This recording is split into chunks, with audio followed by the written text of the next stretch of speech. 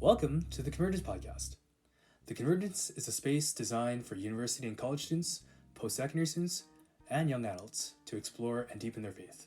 It's a space to think, question, doubt, and hopefully, ultimately, to worship. So glad you're here. Hey friends, thanks for tuning to this week's podcast. We're excited about sharing with you last week's Convergence, a spirituality walking with Mark Buchanan. We hope this encourages you on your walk to Christ.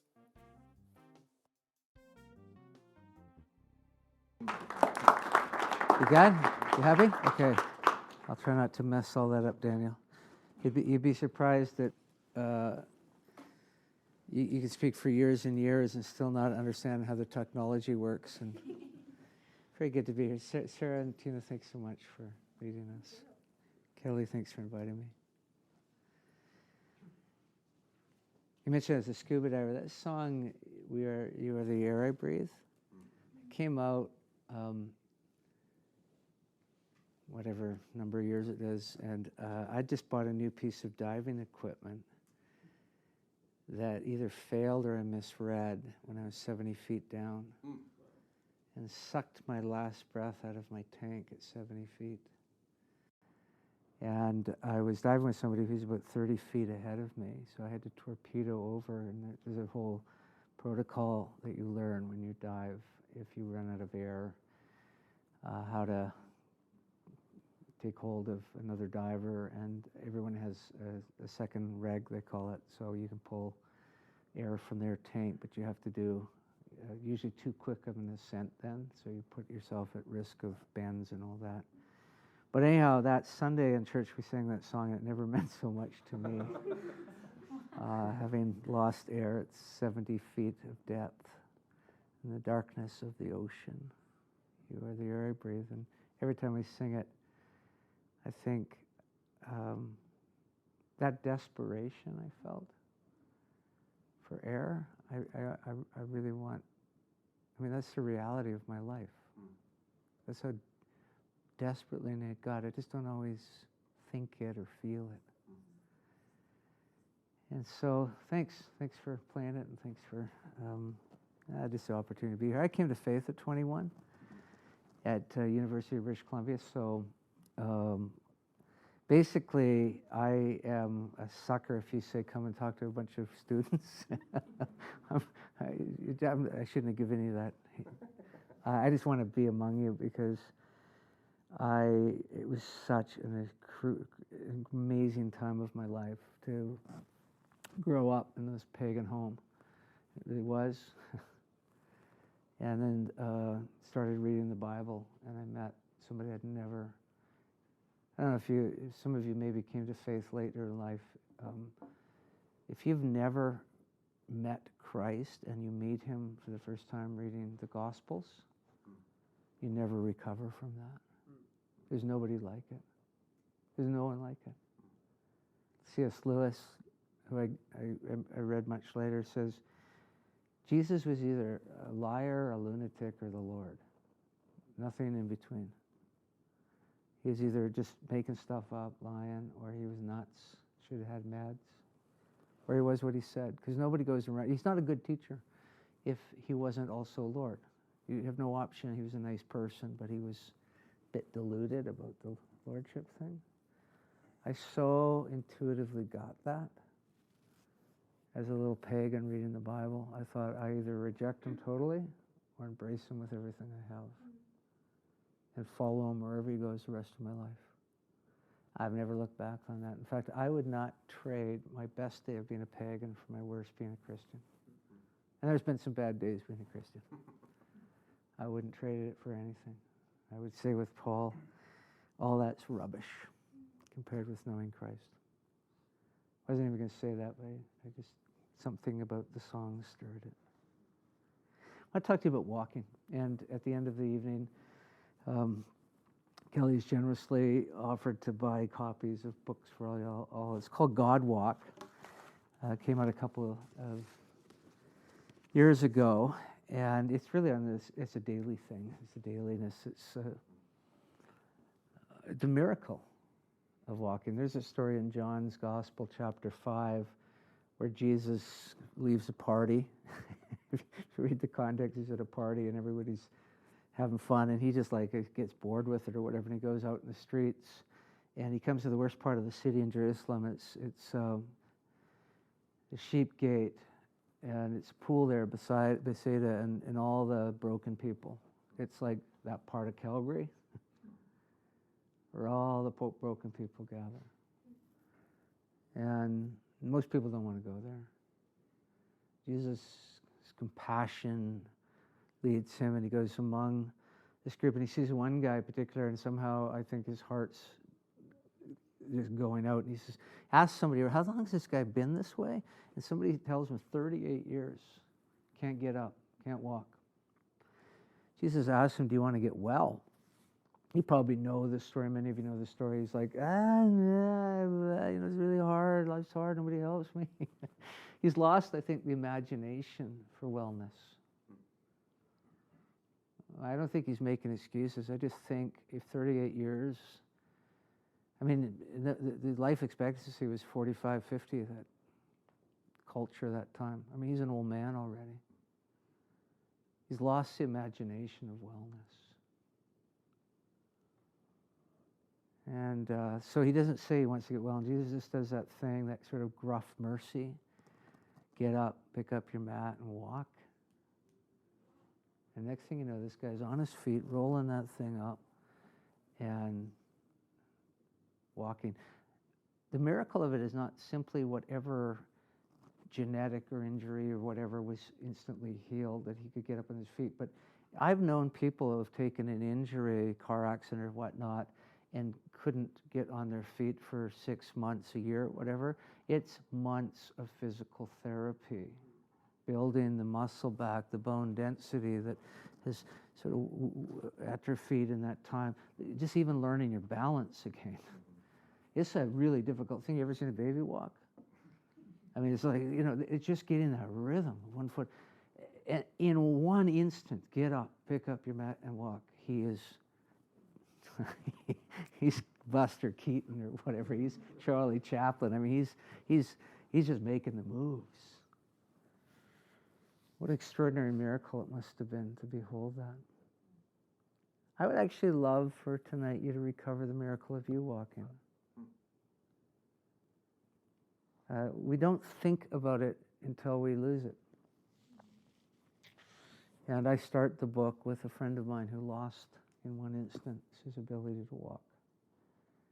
And then later I have a whole chapter on those who can't walk. And with this friend's permission, he lets me tell a story. I tell the story of Christopher Reeve, the first Superman, who in one instant lost the ability to walk. We don't think about what a miracle it was that we all, however we got here, by bus or train or car or whatever, at some point you had to carry yourself the rest of the way. I mean, think about that. If somebody walked in the room that they're carrying a little infant, we would think nothing of it. That's, of course, it would be weird if they weren't. If somebody's carrying a 3-year-old, we'd think, okay, the kid's tired.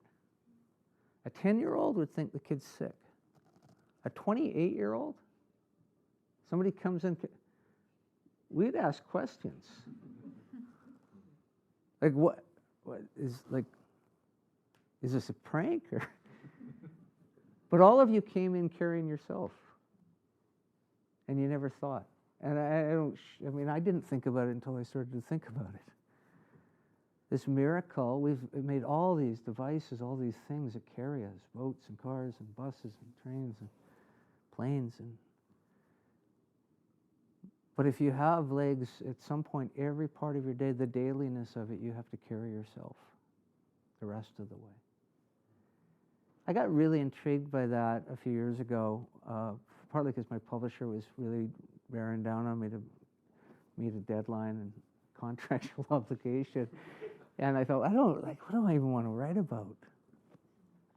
Because I've written a lot of books, and at some point you're just like, I don't know, it's a lot of work writing a book.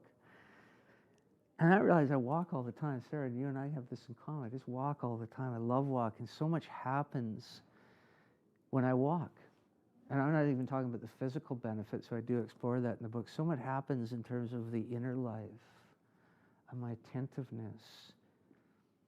There's a great book quoted extensively in God Walk by Kosaku Koyama, this remarkable Japanese theologian from the 70s, one of the first evangelical theologians to do really vital contextual theology. Kosaku Koyama wrote a book, I think 72, 73, called The 3 Mile an Hour God. And his argument is God is a walker. He's always been a walker. He doesn't drive. He doesn't take planes. When we see God, he's coming, and then when he comes incarnate in Jesus, what does he do? He walks. And the pace of walking is roughly 3 miles an hour, or whatever, 5 kilometers an hour. And his whole contention, it actually revolutionized missions in some parts of the world. His book in 1972 or 3 when it came out, is if you actually want to be effective in life and ministry, you've got to slow down. And you got to start taking things at a slower pace. It seems like in the time since then, we've stopped listening.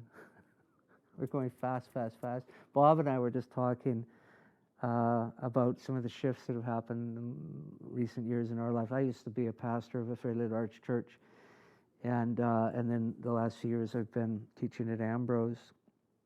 And but my wife and I also have a ministry with Indigenous women, a second stage of recovery. You know a little bit about this, I think, Sarah. And it's amazing women that everybody doesn't see. You should see what it's like for an Indigenous woman going into the medical system. It's just appalling. Because if they see them at all, they have a stereotype already, and the stereotype is, oh, you came here for drugs. And so God opened my wife and my heart, and so we have this ministry, and we only allow 5 women at a time. And I don't know who gets more transformed, them or us. Most extraordinary women I've ever met in my whole life. Somebody who was opposed to our ministry described them in an angry letter to us about these fragile women. I knew at that moment they'd never met an Indigenous woman. If you had 1,000 words to pick from to describe an Indigenous woman, the very last one you would pick is fragile. Vulnerable? Yeah. Fragile? No. Most resilient people I've ever met. And so, but we realized if this is going to work, and it does, it's breathtaking to watch what happens when we slow down and we walk every day with the women. Literally, physically walk. And they come and they're scared and they're sick and they don't trust and they might lie to you about a whole bunch of stuff. And a few months later, if they need to gain weight, they've gained. If they need to lose it, they've lose it. They glow. Their skin glows. And they're so alive. But it wouldn't happen if we didn't slow down. I want to commend to you the dailiness of walking. There's a story at the beginning. I actually just read it at the beginning of the Bible. A guy named Enoch. Things have kind of fallen apart, in the world as we know it. Apple's been eaten or whatever fruit it was. Probably not an apple. You can go buy a table full of, bowl of apples, and it's probably strawberries.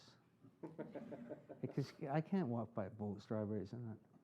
Anyhow, just that's a little theological speculation.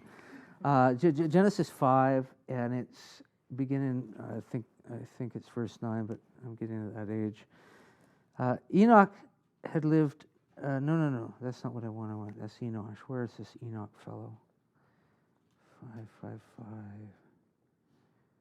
Gosh, you think I would be better at this, at my age? Okay, here we go. 21.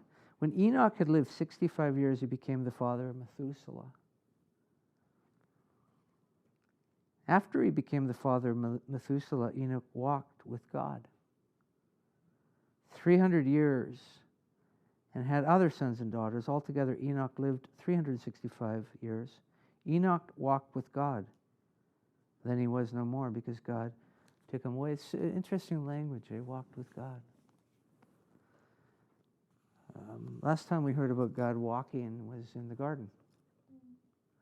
And then I'll fall apart, and it's as if it's saying the way back to the intimacy, the knowing, the deep unto deep fellowship. The way back is walk with Him. I'm going to make the argument that this is not a metaphor. But think about it, 65 years old. Of course, these people lived extraordinarily long ages back in those days.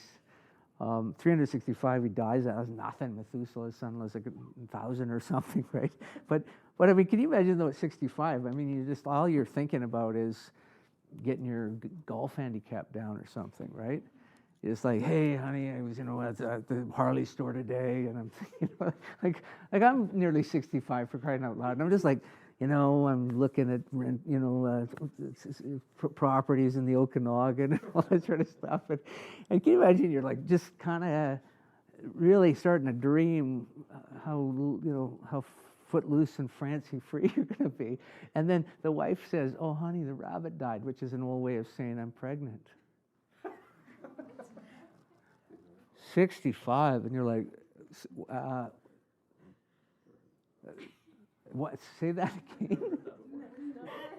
65, and it says when he found out he's going to have a baby, he starts walking with God. I mean, wouldn't you, Daniel? Wouldn't you? I mean, you think about it, like I'm honest. I think I'm being funny, but I actually think it's actually saying, what gets your attention? Where do you suddenly realize your life? Everything has a ripple effect then. Every decision he makes, every word he says, every dollar he makes and spends, it's not anymore unto himself. Everything has ripple effect at that point. And then more kids are coming along. Something gets your attention at some point and saying, my life is not just about me. And how am I going to manage that? And Enoch starts walking with God. And I don't think it's just a metaphor. Twice it mentions it. Walk faithfully with God. I got so intrigued by this idea of walking with God when I was getting ready to write this book. And I started to realize that it's one of the primary words that the Bible uses about a relationship with God. Just go end to end. First of all, the God who walks in the garden in the cool of the day. It starts there, but Enoch, Noah walked with God. It's interesting, just before this story, Cain, who's the one who defies God, and he's a restless wanderer. He's out there walking, but it's not with God. We get into the New Testament particularly, and both John and Paul especially love the word walk. You walk by faith. You walk in the light. You walk in obedience. You walk in the name of the Lord. It just on and on and on. And as I say, I first thought that's just a lovely metaphor, but then I thought these guys are walkers. So they're getting around. Paul needs to go to Thessaloniki. He doesn't, get Uber. He walks there. I mean, sometimes he takes a boat because Jesus was a walker. And I begin to start to think of my experience. What happens when I walk? And my deepest relationships have been formed by walking, literally walking with people. Stuff opens, right, Sarah? Stuff opens. It's somehow when you're shoulder to shoulder, but there's an intimacy there that's even greater sometimes than face to face with people. And I started thinking, oh, you know what? It solved the problem for me, Kelly. And you know what the problem was? Christianity is the most incarnational of world religions. It takes on flesh. It's not ethereal. And yet the most incarnational faith of all the world religions doesn't have a corresponding physiology. We have no yoga. We have no tai chi. We have no karate. Other traditions have developed a corresponding physiology that somehow enhances the spirituality. And I thought, why not Christianity? Why not the most incarnational faith on the whole planet? Did we not say, and now the physical practice that you should engage in as a Christ follower is, here it is. And then I realized, wait, it's always been there. It's walking. It's walking. Just walk. So, I just got intrigued. And I started thinking, I was walking a lot anyhow. I just started being mindful when I walked. And I began to realize there's so much going on here. The physical benefits are, I've been well established. That not just in terms of just staying healthy and heart health and managing weight and all those sort of things, but mounting evidence that if you walk 30, 40 minutes a day, you're less susceptible to depression, to anxiety, to bone decay. One Harvard doctor that I quote, I forget her name, but she says, if you could come up with a medication, and she lists all the benefits of, you got better sleep, you kept weight, you dropped weight and you kept it off, you felt more alive, you had more energy, and this like 12 or 15 things she lists. If you could make a pill that would do all of that and had no side effects, it would fly off the shelves. She says, but we have it. It's 30 minutes of walking a day, and nobody's really taking it up. What I want to talk in the last bit, and then we'll open up for questions, about two of the biggest benefits that I have discovered in walking. And I think that everyone in the room actually has capacity to walk, but I'm always, again, sensitive if somebody doesn't. And want to say that I'm not saying that these benefits are only available through walking. Walking is my fastest route to these benefits. I just want to talk about two. And virtually every time I go for a walk, without even intending it, these things will come about, but often I will intend it. I'll be mindful. The first is I actually, I face the reality that I'm the chief of sinners when I walk. And that may not seem like a very sort of enticing reason to walk. But I would suggest that the thing that actually keeps it, I'm desperate for you, is a realization of how deeply we need the grace and mercy of God every day. So Paul writes, I am the chief of sinners. That's in 1 Timothy 3 somewhere, 18 or something. As you probably know, Paul began as this angry little man. If you didn't think like him, he wanted to kill you. No, nobody in the world exists like that now, but he's just this angry little man, just going around raging at everybody. Then he has, and he's right. Everybody's wrong, he's right. And he comes to Christ, and he's still got a little bit of that little, arrogance. So he says, when he first meets the apostles, they added nothing to my teaching. A few years later, he calls himself, I'm kind of, like we're kind of equal. A few years later, again, he says, I'm the least of these guys. And near the end of his life, he says, I'm the chief of sinners. I don't think he's certainly, he's growing in self-loathing.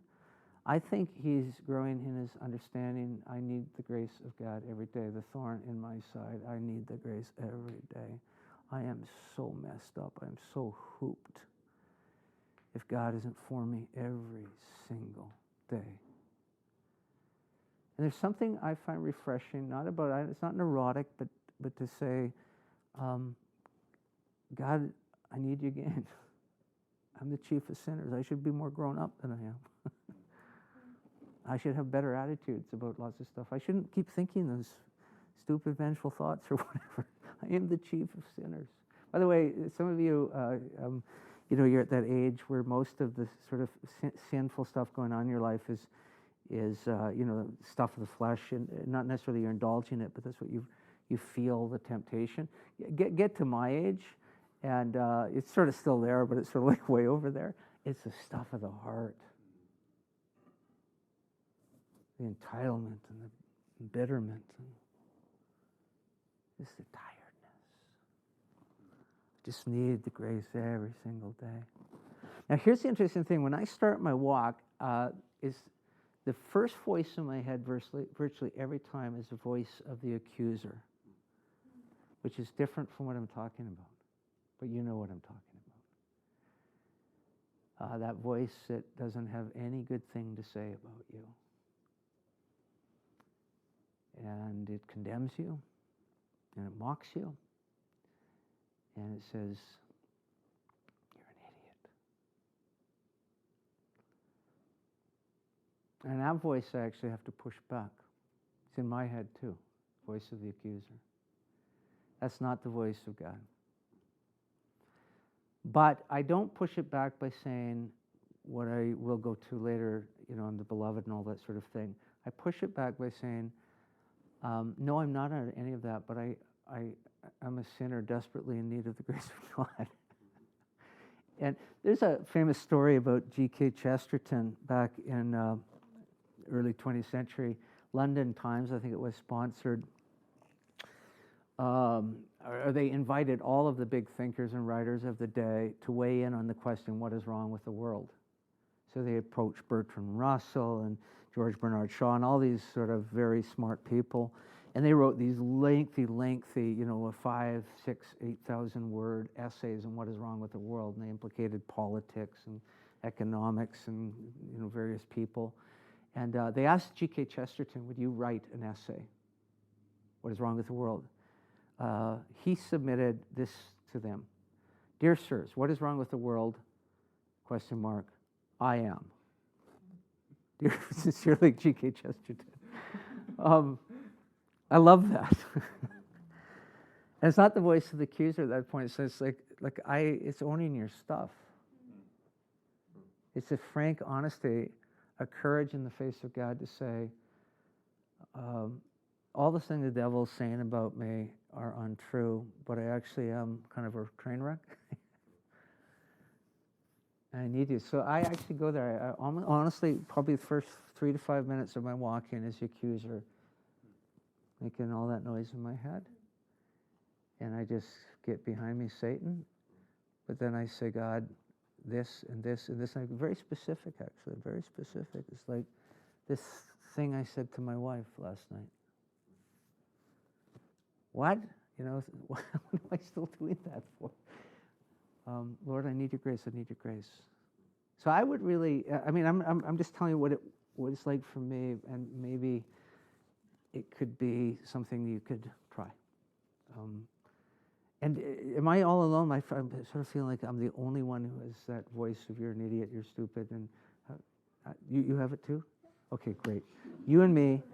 Okay, fantastic. So I'm not all alone in the room. It's just you and me, but fantastic. Yeah, I just feel like, that was a really cool connection thing that happened there. Deny that voice, refuse that voice, push that voice. That voice has no truth in it, but the voice that says, however, I do want to address this with you. And just kind of be in that place where I listen basically to the voice, and sometimes the voice of rebuke from God, the voice of admonition, the voice of correction. Always with, but my grace is sufficient for that. Always. The second thing, and I always, if I'm not naturally going there, and I often do, I'll actually urge myself into it, is the other side of it is when I walk, it's a place where I most nurture the sense I am the one Jesus loves. Life of the beloved. And I wish that it was the first voice in my head, but I don't seem to have it, so I just go with the thing that, okay, We're going to deal with all the problems in me, and I'm going to confess them again in God. By the way, I also have a friend, and we walk together, but he's in another city, and almost every week we phone each other and spend an hour, and we confess to each other. He takes half of the time, and I take the other half, and we confess our stuff, and that's been very good too. And then we pray for each other. But the other thing is this: I am the one Jesus loves. That's, of course, the language that John uses. It's his little code name, code reference. But John is not saying, I'm the special one, because it's John who in 1 John comes to this insight, behold what manner of love the Father has lavished on us, that we should be called children of God. And that is what we are. John was transformed by the love of Jesus. And I think that he lived in this identity of being the one Jesus loved, so that he actually could share that message with the rest of us. You too, you too, you too. And his transformation was profound. Here was this guy, he was almost as angry as Paul was before Paul got converted. He was just an angry man, him and his bro James. Sons of thunder, Jesus called them. And you remember some of the stories about them? They're like, I want, give me the seat over there. Oh, these Samaritan people were mean to me, and could you bring some hellfire down? Can you get a weaponized drone over there and just kind of smoke them out? And he's like, you guys. So he's such an angry, angry man. He becomes known, the tradition is, as the apostle of love. And of course, that's owing largely to what he says in 1 John, love, love, love. We know we're loved. We love because he first loved us. You can't say you love God if you don't love one another. It's just oozing love.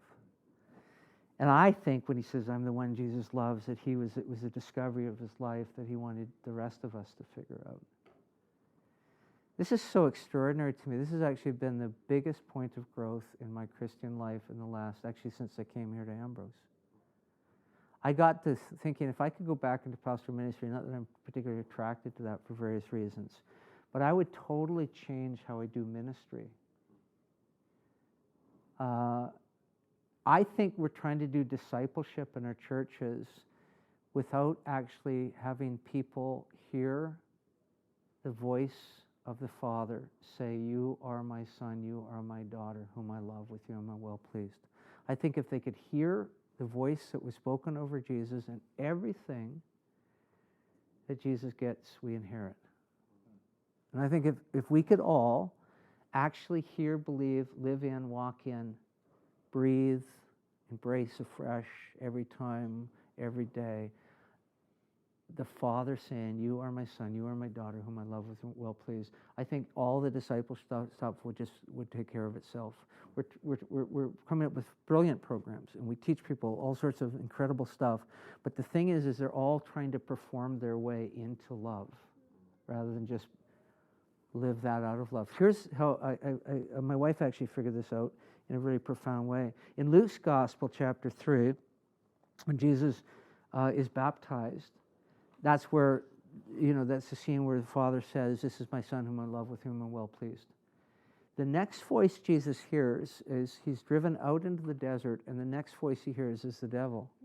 And the devil says this. So Jesus is walking into the desert. He's heard the Father say, you're my son whom I love, with whom I'm well pleased. Then he's staggering on the desert. He's hungry. He's thirsty.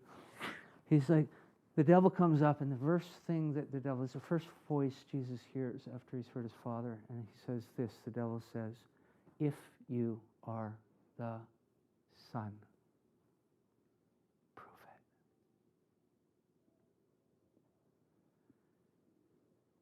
it. Everything depends on which voice you listen to. If you have an if clause, you'll be striving and frustrated, and all that knowing that you're chief of sinners will just become accusation and shame and a sense of condemnation. But when you know that the Father's already said, you are the Son, you are the daughter, I love you, with you I'm well pleased, then you don't have to prove anything. You just have to live it out. You have to prove it. And that's the voice that I always make sure that every on my daily walk, I listen to that. I receive that afresh. I embrace that with everything I have. And I come back, and even though God's almost every day shown me something that, son, we can work on this. I come back and I know, as I know, as I know, as I know, I'm loved. Love, love, love. And I'm so motivated to do whatever it needs to do. And I make right what's wrong and all of those sorts of things. And that's just a walk away. Walk away. I'd like to take questions now.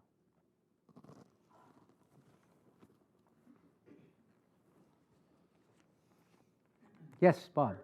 You know, I've done two kinds of walking. One is with,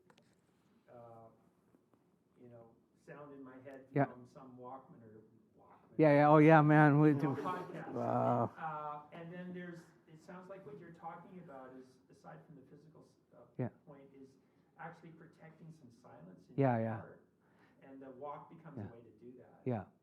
Bob, so well we'll put, and I am not, I think that what an awesome opportunity when you're walking, you put whatever the things in your head or your ear, and you listen to podcasts or music or whatnot. It just doesn't work for me, because I'm actually going for maximum attentiveness to what's on inside of me and what's around me. And I don't want to distract. I don't want to be somewhere else than where I am. And that's, again, my personal preference and choice. And I'm also old, and I actually remember what a Walkman is. That's how old I am. So I'm not saying don't do that. I'm just saying I don't do that, because I do want to protect the silence and the attentiveness, the presence of being present in my own body. Yeah. Can you speak more to that attentiveness? Why is that attentiveness valuable? Yeah, it's interesting. I have another book on Sabbath, and Kelly mentioned this. And for years I thought that the heart of Sabbath was stillness, and now I think it's attentiveness. And why I think it's important is that I think that, especially because of all the devices and the speed, the breakneck speed at which we move, and how quickly, I think how many times in my life have I woken up in Thailand or Europe or something, and that night I'm in my own bed. Like, that's bizarre. So the speed at which we move, and I think one of the casualties of that speed and all of the distraction is we lose attention. I often say to people when I'm talking about this, and I should have said it to you, if you're driving in and out of your neighborhood, and that's the only thing you know about your neighborhood, you don't know your neighborhood. So you can live in a neighborhood for 20 years, drive in and out, you actually don't know it. Walk it once and you'll be stunned, because you'll see it. And I just think attentiveness is really at the heart of our relationship with others, our relationship with God.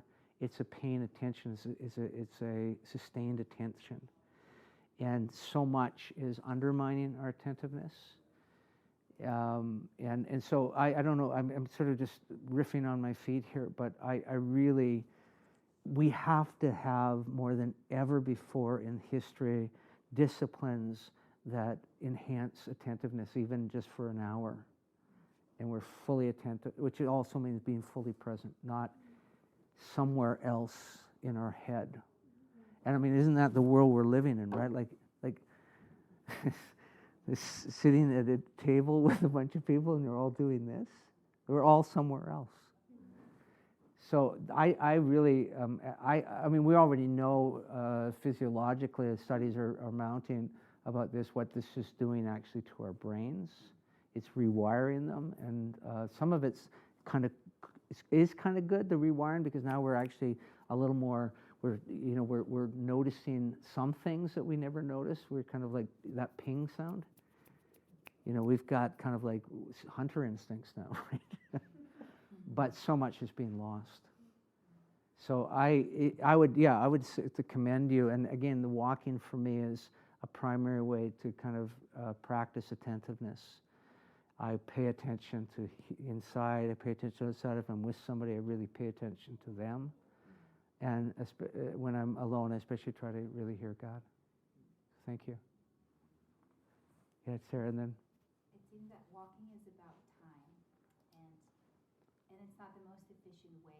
Like if we use walking as a means to an end, Yeah. usually we're trying to get somewhere, so it's not very efficient. So how do you kind of change, or do we need to change this understanding of walking, like walking as an end in itself versus as a means to an end? I'm just trying to get somewhere, and I need to get there as fast as possible. Yeah, no, I think you're right. I mean, in former days, and this is one thing that would be different, likely about Paul or whatever. He was going somewhere, so he wasn't just going for walks. There was a sense of we got to get over to Troas or whatever, and so we got to do some hoofing here. But Jesus is an interesting case. Well, first of all, God walked in the cool of the garden, so there's a sense it's just for the walk. It's just for the intimacy of the fellowship. But Jesus is particularly interesting, and Mark's gospel especially, because Mark has the most, and then Jesus blazed off over here, and he walked there, and he went over there, and so it's just like he's just like all over the place. If you actually map out his itinerary, none of it makes sense. So it's like, okay, like if you're trying to be efficient, you go from here to there and then there. You don't go all the way over here and then come back here to go over here. Like it's just the weirdest thing to draw it on a map. And I started to think, he's all about the walking. He's not about the getting there. And so I think that some recovery of the sense of, well, I mean, who walks to get anywhere anymore, really? We get like even my lovely daughter lives in Victoria, and for a while she worked right in James Bay, which is right where the Parliament building is. If you know Victoria, it's one of the most prettiest areas of Victoria. And it would have been maybe about a 20-minute walk from her apartment to get there. She never did it once. She drove every time. And I'm like, honey, like just even make it, but nobody's to walking just to, to get someplace unless it's the mailbox, and the mailbox half a block away. So I do think one of the things, Sarah, that's really interesting, and I've had a long fascination with this, is I think the biggest almost idol in our age is utilitarianism. That we have to justify what we do on the basis of it's useful. And I am actually advocating, and I do this a lot in my courses, for sort of a holy waste of time. Marva Dawn describes worship as a royal waste of time. But recovering a sense that sometimes things are worth doing for no utilitarian reason at all, just because they're beautiful. So, you had a question back here, and if you could tell me your name. I'm Jody. Hi, Jody. So I love walking with the Lord. Like, I think as a young teen, like my primary relationship with God was walking with God and talking with Him, about my day and all that stuff. And I tended to enjoy that much more than actually reading my Bible. Okay. That was my favorite part of my relationship with God, and I felt really close with Him. And I still love doing that. What do you think? I don't know. What do you think the balance should be between walking with God and also reading the Word? I think that's a fantastic, Jody. Such a good question. I don't know if there's a formulaic thing, a balance. The whole end game is all spiritual disciplines are cultivating our union with Christ. So Christ has made the decision to join Himself to you. He did that. And every spiritual discipline is you cultivate, you foster that union, that closeness. So I would say, what's doing that? I would imagine some Bible reading is fairly important to that. But if you're deriving an enormous sense of connection with the Lord through walking, that's probably your go-to now. But by the way, it'll change through life. those of us who are older say, when I was younger, this was one of the primary ways I really sensed the presence of God. Now I'm, at this stage, or I start having kids or something, and it had to become this. But and by the way, for that age when we do have children, one of the primary ways God makes Himself available to us is through our children. That's so biblical. Matthew 18. Who's greatest in the kingdom? This little guy. Unless you become like this little guy, you'll never enter the kingdom of God. So the sense where God becomes accessible to us through the little people in our home. So, but I say if that's rocking your world now, then yeah, just keep enjoying intimacy with God through that. The Scripture is just going to give you lots of stuff to meditate on and talk to the Lord about when you're, yeah. Thanks for the question. Yeah, tell me your name too. Evan. Yeah, I was just wondering, what do you feel like is the difference in like that kind of attentiveness or that relationship with God in that moment when you're walking versus something else, like when you're meditating or if you're like hiking or jogging? Yeah. Like, what is the movement in just walking, especially, that is like creating that attentiveness or connection versus something of like? Yeah, Evan, I don't know if I would even if I would have a scale to compare them, and I think it's going to be partly personality and body types and all those sorts of things. I'm intrigued by this Japanese theologian Kosako Koyama, who talks about the 3 mile an hour God and the whole notion of the God who walks. And so if that, if there's something to that, it would be like suggesting that physiologically we're more in sync with God in the walking. I'm not going to make that sort of claim or insist on it or something, but it just strikes me as an intriguing line of inquiry that it's possible, if God's a walker, that we actually more sort of feel what it's like to be, in the image of God in some ways, if we're actually walking. But I honestly don't. I mean, I don't know even how I compare them. Yeah, I just meant for you personally. Like, oh, for me. Oh, yeah. Thank you. Yeah. Would you say that it's kind of just like the movement? Yeah, I think so. It's a rhythmic of it.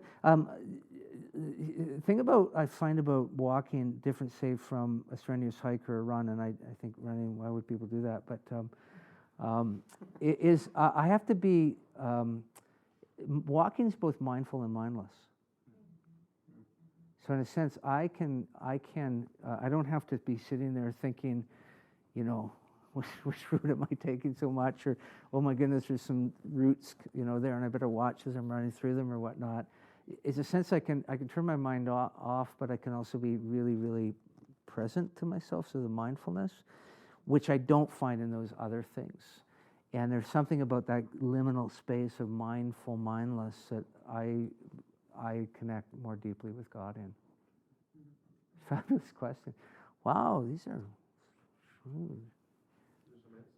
What's that? Nothing. And your name, please. Kevin. Kevin, thank you. Would you say that God has imbued the world with some degree of walkability? Because what reason do people enjoy going to the mountains to hike? Christians and non-Christians. What do they gain from it? Yeah, like again, coming back to Sarah's questions, we're not going anywhere in a sense anymore. We're just going out to walk and experience. Hike is not for No. place to go. I've never thought that, Kevin, but I think you might be right that there's a sense where God made the word walkable. There's a you can actually look. Yeah, what's that? Maybe that's why we take long walks on short periods. Well, there's you can Google up walkable cities. Yeah. And I know instantly when I go to a city if it's walkable or not. You just have to walk around it and you realize, oh, this is super walkable, or what the heck. And so I love that idea that God, in a sense, made a walkable world. Like He does when you think about it. Like I even found out, like when I moved here, like I'd drive through the Rockies and you'd look at these extraordinarily peaks, like Rundle or whatever. And thought, like, who would ever go up there? Well, you you can walk up there. You just have to go up the back edge of it, backside of it, right? And the sense that, like, even the most seemingly daunting, indomitable things are kind of walkable often. That's really intriguing. I like that thought. If I write another chapter of my book, I'll credit you and say, okay, a walkable world. Yeah, that's very good. Can I just be a little bit? Yeah, and I forgot to get your name for a second. Logan, right. I just want to be a little bit annoying. Yeah, absolutely. I love that because yeah. So Jesus came in on a donkey at one point. Right. What do you say to that? When he was Well, he also rode in boats and stuff like that, yeah. That's partly fulfillment of the Zechariah prophecy, right? Yes. Yeah. I'm not saying that it was a single only, but there was other modes of transport in those times. The Romans were particularly resorting to them, especially if you were an officer. And he, other than the donkey and the boats, just chose the way of walking. just completely annoying question. That was very annoying, yeah. Yeah, the boats were optional. Well, that's really interesting about that. Like, I actually touched on that in the book that, you know, I mean, the one time where the normal way to get across is you go by boat. He walks on water, and then there's other times where he goes by boat and he just falls asleep. Like, it's like, oh, this is boring. It's a terrible way to get around, or whatever. Well, you done? Yes. Thank you very much. You're so welcome. All right. Thanks so much. Yeah. And that's a wrap. Thanks for catching this week's Convergence. We hope to see you for this Thursday's Convergent Conversations at 7 p.m. at Brentview Baptist Church. Let's talk the walk and walk the talk. See you there.